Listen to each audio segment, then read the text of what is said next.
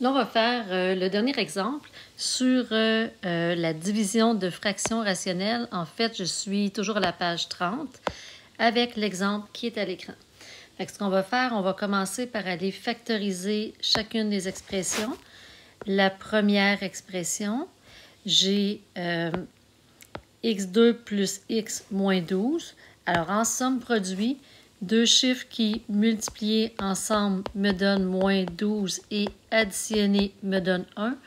On va dire 4 et 3. On va dire plus 4 et moins 3, puisque 4 fois moins 3, ça fait moins 12, et 4 plus moins 3, ça fait moins 1. Je peux aller marquer mes réponses directement parce que j'ai le droit de faire un raccourci en ce moment parce que A est égal à 1. En bas, j'ai une différence de 2 carrés, donc x moins 3 par x plus 3. J'ai une division.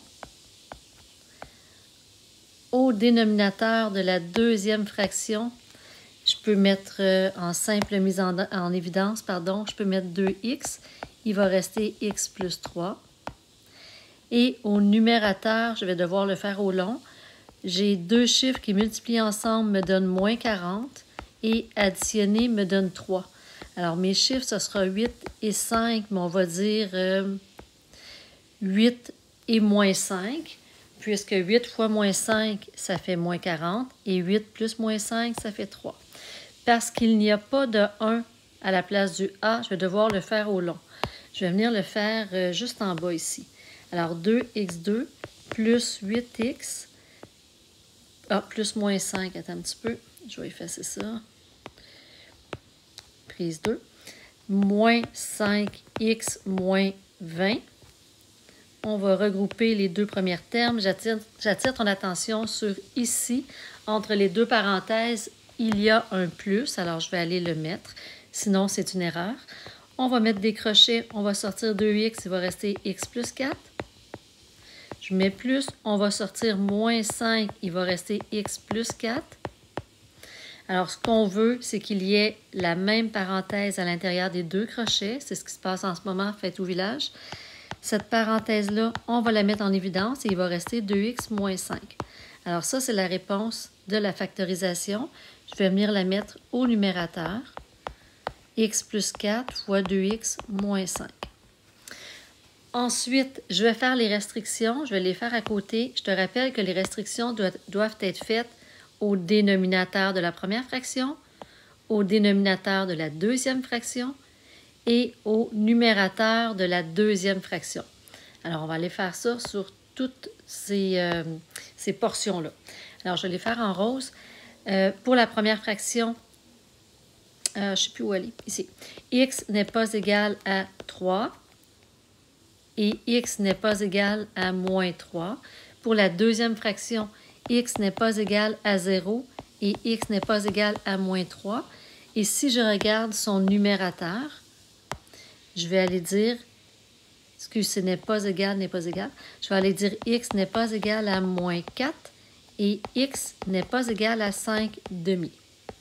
Alors ça fait partie de ma réponse finale actuellement, à moins que, comme à la fin de l'année, qu'on me mentionne tenir compte que le dénominateur est non nul.